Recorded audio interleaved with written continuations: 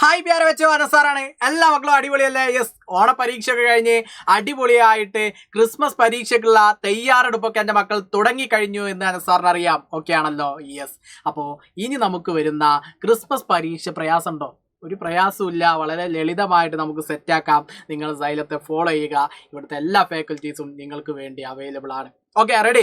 അപ്പൊ നമുക്ക് വളരെ ഇമ്പോർട്ടൻ്റ് ആയിട്ടുള്ള, നിങ്ങൾക്ക് ഏറ്റവും ഇഷ്ടപ്പെട്ട എല്ലാ ആളുകൾക്കും അല്ലേ, ആൺകുട്ടികളാണെങ്കിലും പെൺകുട്ടികളാണെങ്കിലും ഏറ്റവും ഇഷ്ടപ്പെട്ട ഒരു കായിക വിനോദമാണ് ഫുട്ബോൾ എന്ന് പറയുന്നത്. ഫുട്ബോൾ എല്ലാവർക്കും ഇഷ്ടമാണ്. അപ്പൊ നിങ്ങൾ ഫുട്ബോൾ കളിയുമായി ബന്ധപ്പെട്ട് നിങ്ങളോട് ചോദിക്കുമ്പോൾ നിങ്ങൾക്ക് ഒരുപാട് പേരുകൾ വരും. Lionel Messi, Cristiano Ronaldo, Neymar, അല്ലേ, എംബാപ്പെ, ഇത്തരത്തിലുള്ള ആ പേരുകളൊക്കെ എൻ്റെ മക്കളുടെ മനസ്സിൽ ഇങ്ങനെ ഓടിച്ചാടി വരും അല്ലേ. അപ്പൊ എന്താണ് ഫുട്ബോൾ എന്ന് കേൾക്കുമ്പോൾ നിങ്ങൾ ഈ പേരുകളൊക്കെ ആയിരിക്കും നിങ്ങളുടെ മുന്നിൽ. പക്ഷേ ഫുട്ബോൾ വന്നത് മുതലേ, ഫുട്ബോളിന്റെ പഴയ കാലങ്ങളിലേക്ക് പോയി കഴിഞ്ഞാൽ ഇതുപോലുള്ളൊരു കളിക്കാരൻ ഇനി വരുമോ എന്നുള്ളൊരു ഡൗട്ട് ഉണ്ടാവും അല്ലേ. അപ്പൊ നിങ്ങൾക്ക് പല അഭിപ്രായങ്ങളുണ്ടാവും, മെസ്സി അതിനേക്കാൾ മുകളിലാണ് ഒക്കെ ആയിരിക്കാം. പക്ഷെ നമുക്ക് ആ പാഠഭാഗങ്ങൾ നോക്കുമ്പോൾ എന്താണ് ഇദ്ദേഹത്തിന്റെ ക്വാളിറ്റി എന്നുള്ളതൊക്കെ നമുക്ക് അറിയാൻ വേണ്ടിയിട്ട് സാധിക്കും. അപ്പൊ നോക്കൂ, എന്തായാലും നമ്മുടെ പാഠഭാഗം ഫുട്ബോൾ കെ ദിൽ കാ രാജ അല്ലെ എന്ന് പറഞ്ഞാൽ എന്താ?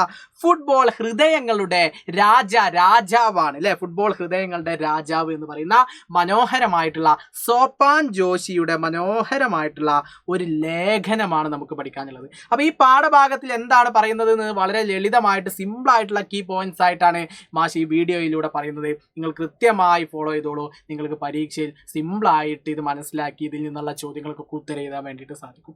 7 മാർക്കിൽ കൂടുതൽ നിങ്ങൾക്ക് ഈ ഒരു ചാപ്റ്ററിൽ നിന്നും ഈ വരുന്ന ക്രിസ്മസ് പരീക്ഷയിൽ ചോദ്യങ്ങൾ ഉണ്ടായിരിക്കും.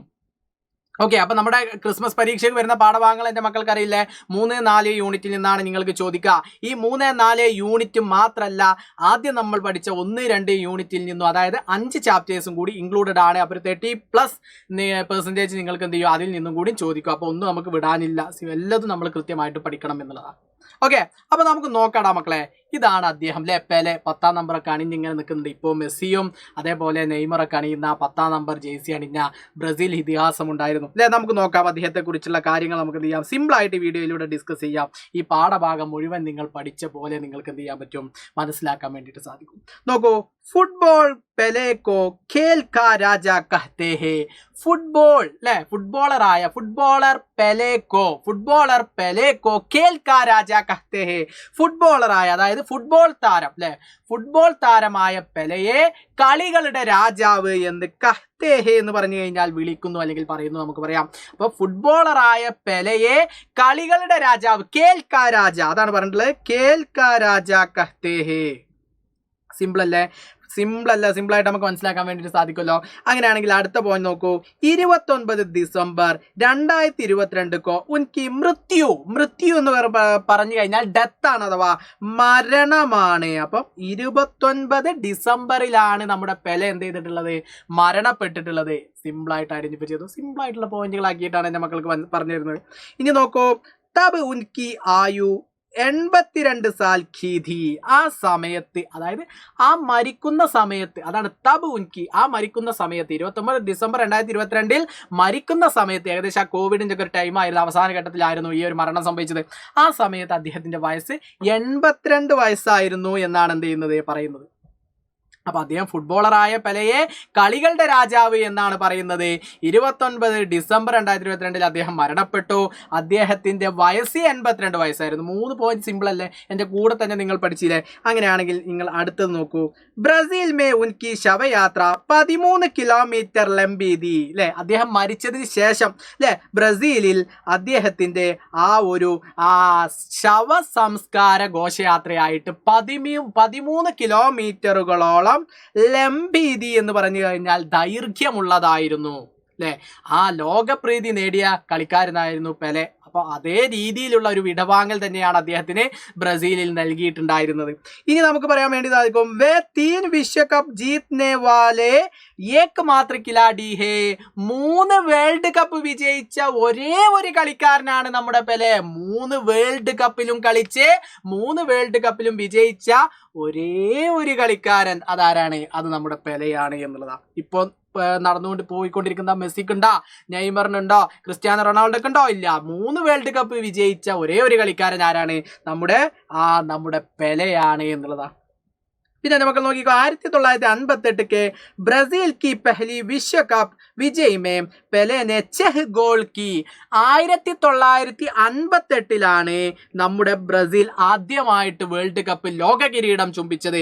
ഈ ലോക കിരീടം ചുംബിച്ചപ്പോൾ ബ്രസീലിന് വേണ്ടി പെഹലി വിശ്വകപ്പ് വിജയിച്ച സമയത്ത്, അതായത് ആദ്യത്തെ വിശ്വകപ്പ് വിജയിച്ചപ്പോൾ നമ്മുടെ പെലെ അവിടെ എന്തായി, സ്ഥായിയായിട്ട് ഉറച്ചു നിന്ന് എന്നുള്ളതിൻ്റെ ഏറ്റവും ഉദാഹരണമാണ് അദ്ദേഹം 6 ഗോളുകൾ എന്ത് ചെയ്തിട്ടുണ്ട്, ടീമിന് വേണ്ടിയിട്ട് അടിച്ചിട്ടുണ്ടായിരുന്നു. അത് മാത്രമല്ല, അത് അടിച്ചതിൻ്റെ പ്രത്യേകത എന്ന് പറഞ്ഞാൽ തബ് ഉൻകി ആയു, ആ സമയത്ത് അവരുടെ വയസ്സ്, നമ്മുടെ പെലെയുടെ വയസ്സ് എത്രയാണ്, 17 വർഷമായിരുന്നു. അതായത് 17 വയസ്സ് മാത്രം പ്രായമുള്ള സമയത്താണ് അദ്ദേഹം ഈ ഒരു 6 ഗോളുകൾ നേടി ബ്രസീലിന് 1958 വേൾഡ് കിരീടം ചൂടിപ്പിച്ചിട്ടുള്ളത്.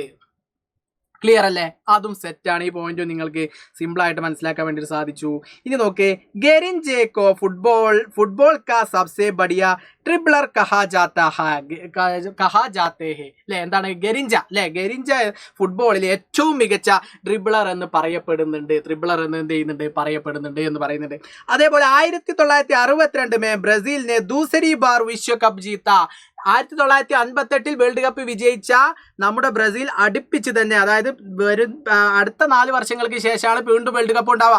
ആ 4 വർഷങ്ങൾക്ക് ശേഷം നടന്ന വേൾഡ് കപ്പിലും ആര് ജയിച്ചു, ബ്രസീൽ തന്നെ ജയിച്ചു. അതാണ് രണ്ടാമത്തെ വേൾഡ് കപ്പ്. ആദ്യം 1958 രണ്ടാമത്, ആദ്യം നമുക്ക് വേൾഡ് കപ്പ് നേടിയത് 1958 രണ്ടാമത് നേടുന്നത് 1962 അടുപ്പിച്ച് 2 വേൾഡ് കപ്പിൽ നേടി.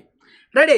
ഇനി നോക്കൂ, അടുത്ത് വരുന്നത് 1970 ബ്രസീലിനെ തീസരി ബാർ വിശ്വകപ്പ് ജീത്ത. പിന്നെ 1970 എന്ത് ചെയ്തു, 1970 വേൾഡ് കപ്പ് നേടി. അപ്പൊ 1958, 1962, 1990 ഈ വർഷങ്ങളൊക്കെ ഒന്ന് എന്ത് ചെയ്യുക, ഓർത്തു വെക്കുക.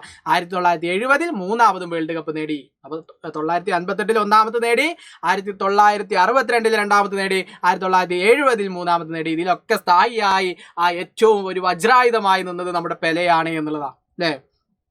ഇനി എന്താണ് പറയുന്നത് നോക്കാം. 1970 വഹ് ടീം, 1970 മൂന്നാമത്തെ വിശ്വകിരീടം ചൂടിയ നമ്മുടെ ബ്രസീൽ എന്നുള്ള ടീം ആജ് തക്ക് കി ഇതുവരെയുള്ള ടീമിൽ വെച്ച് സബ്സെ ബഡിയ ഫുട്ബോൾ ടീം കഹി ജാത്തി ഹേ, ഇതുവരെയുള്ള ഏറ്റവും മികച്ച ഫുട്ബോൾ ടീമാണെന്ന് പറയപ്പെടുന്നുണ്ട്. അപ്പൊ ഏറ്റവും മികച്ച ടീം ലൈനപ്പായിരുന്നു, 11 പേരടങ്ങുന്ന ഏറ്റവും മികച്ച ലൈനപ്പായിരുന്നു 1970 ഉള്ളത് എന്ന് നമുക്ക് പറയാൻ വേണ്ടിയിട്ട് സാധിക്കും.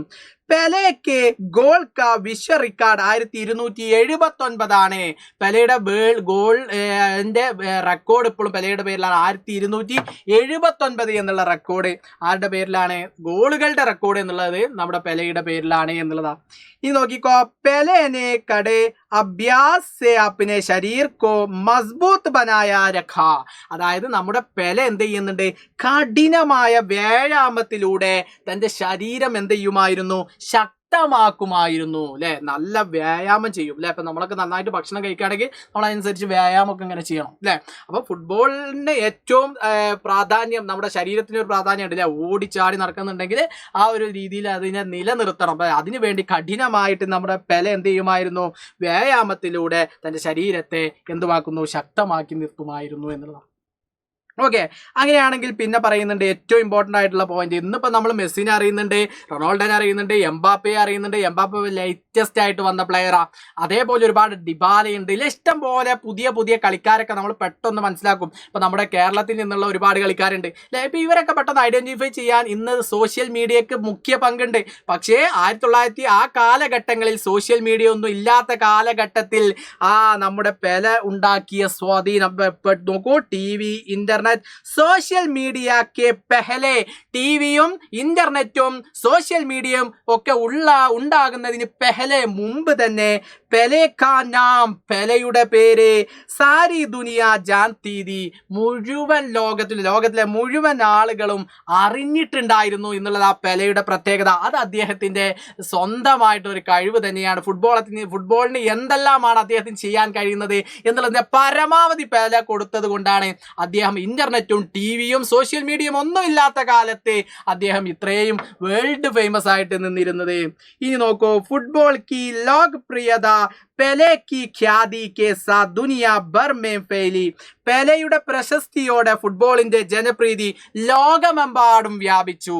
അല്ലെ? ഇന്ന് ലോകോത്തര നിലവാരത്തിലേക്ക് എത്തി നിൽക്കുന്ന ഫുട്ബോൾ പെലെയുടെ ഒരു സ്വാധീനം കൊണ്ട്, അല്ലെ, പെലെയുടെ ഒരു പ്രശസ്തിയോടെ ഫുട്ബോളിന്റെ ജനപ്രീതി ലോകമെമ്പാടും വ്യാപിച്ചു കിടക്കാൻ ഒരു കാരണമായിട്ടുണ്ട്. പെലെയുടെ ആ ഒരു കളിയോടുള്ള അദ്ദേഹത്തിന്റെ ആ ഒരു പാഷനും മറ്റു കാര്യങ്ങളും, അദ്ദേഹം കളികളെ ഇഷ്ടപ്പെടുന്ന, ആ പെലെയുടെ കളിയെ ഇഷ്ടപ്പെടുന്ന ഒരുപാട് ആളുകൾ, അല്ലെ? ഇപ്പൊ മെസ്സിയുടെ കളി കാണാൻ നമുക്ക് ഇഷ്ടമുണ്ടാവും, റൊണാൾഡോന്റെ, അതെ, നമ്മൾ വ്യത്യസ്തരും. അപ്പൊ ആ ഒരു കളി കാണാൻ നമ്മളെ ആ ഒരു ടീമിലെ ഒരു കളിക്കാരനെ നമ്മൾ പ്രത്യേകം ഫോക്കസ് ചെയ്യുന്നുണ്ടാവും, ആ ടീമിന്റെ കളിയെ നമ്മൾ കാണാം. അപ്പൊ കേരള ബ്ലാസ്റ്റേഴ്സ്, അല്ലെ? അപ്പൊ നമുക്ക് നമ്മുടെ ഒരു ടീം എന്നുള്ള രീതിയിൽ നമ്മൾ കേരള ബ്ലാസ്റ്റേഴ്സിനെ സപ്പോർട്ട് ചെയ്യും, തീർച്ചയായും, അല്ലെ? അപ്പൊ ഇപ്പൊ ഈ ഒരു ഇതിലെ നമ്മുടെ ISL നടന്നിട്ടില്ല. അപ്പൊ അത് നമ്മൾ ഇനിയിപ്പോ വരുന്നൊക്കെ പറയുന്നുണ്ട്. അപ്പൊ ഏതായാലും ആ രീതി നമ്മൾ ഓരോരുത്തരും നമ്മൾ എന്ത് ചെയ്യും, ഫോക്കസ് ചെയ്ത് ആ കളിയെ ഇഷ്ടപ്പെടുന്നുണ്ടാകും, അല്ലെ? അത്തരത്തിൽ ഇപ്പൊ ക്രിക്കറ്റ് ആണെങ്കിൽ സച്ചിൻ ടെണ്ടുൽക്കറുടെ കാലഘട്ടം മനോഹരമായിരുന്നു. ഇപ്പൊ ഒരുപാട് കളിക്കാര് ഇപ്പൊ അതിനുശേഷം വന്നിട്ടുണ്ടെങ്കിലും സച്ചിൻ ടെണ്ടുൽക്കർ ഉണ്ടാക്കിയ ഒരു ഓളം അത് വേറെ തന്നെയായിരിക്കും, അല്ലെ? അപ്പൊ അത്തരത്തിൽ പെലെയുടെ കാര്യങ്ങളാണ് നമ്മൾ പറഞ്ഞത്. ഈ പാഠഭാഗത്തിൽ പെലെയുടെ ഉടനീളമുള്ള കാര്യങ്ങളാണ് സിമ്പിളായിട്ട് നമ്മൾ ഈ വീഡിയോയിലൂടെ മനസ്സിലാക്കി നമ്മൾ ഇതിലൂടെ നിങ്ങൾക്ക് ഇതിലൂടെ നിങ്ങൾക്ക് പറഞ്ഞു തന്നിട്ടുള്ളത്. അപ്പോൾ ഇതിൽ നിന്നും നമുക്ക് പരീക്ഷയിലേക്ക് വേണ്ട ഒരുപാട് പോയിന്റ്സ് ഇതിലുണ്ട്. അതൊക്കെ നിങ്ങൾ എന്ത് ചെയ്യണം, ക്യാച്ച് ചെയ്ത് എടുക്കണം എന്നുള്ളതാണ് സാർ നിങ്ങളോട് പറയാനുള്ളത്. അപ്പോൾ നമ്മുടെ പാഠഭാഗത്തിലൂടെ പറയുന്നതും അദ്ദേഹത്തിന് വേൾഡ് കപ്പ് കിട്ടിയതുമായി ബന്ധപ്പെട്ട് 3 വേൾഡ് കിരീടം ചൂടിയതും മറ്റു കാര്യങ്ങളൊക്കെയാണ്. അപ്പോൾ സിമ്പിളാണ് ഈ ഒരു പാഠഭാഗം, വളരെ ലളിതമായിട്ട് നമുക്ക് എന്ത് ചെയ്യാൻ പറ്റും, മനസ്സിലാക്കാൻ പറ്റും. അപ്പോൾ ഈ പോയിന്റുകൾ കൃത്യമായിട്ട് നിങ്ങൾ മനസ്സിലാക്കി വെക്കുക. ഇതാണ് ഈ പാഠഭാഗത്തിലൂടെ ഒക്കെ നമ്മൾ ഇതിന്റെ ലൈവൊക്കെ ആയിട്ട് നമ്മൾ വരും. സിമ്പിളായിട്ട് നമ്മൾ ഈ വരുന്ന ക്രിസ്മസ് പരീക്ഷ നമ്മൾ കരസ്ഥമാക്കും. അപ്പോൾ അനസാറിന്റെ എല്ലാ മക്കളും നല്ല അടിപൊളിയായിട്ട് പഠിക്കുക. അനസാറുണ്ട് നിങ്ങളുടെ കൂടെ. അപ്പോൾ നിങ്ങൾ അടിപൊളിയാക്കണം, സെറ്റ് ആക്കണം. ഹിന്ദി പരീക്ഷയൊക്കെ നമുക്ക് അടിപൊളിയാക്കി എഴുതണം. അഗല ക്ലാസ് മേ അനസാർ ഫിർ മിലേഗാ. സബ്കാ बहुत बहुत शुक्रिया. Bye bye.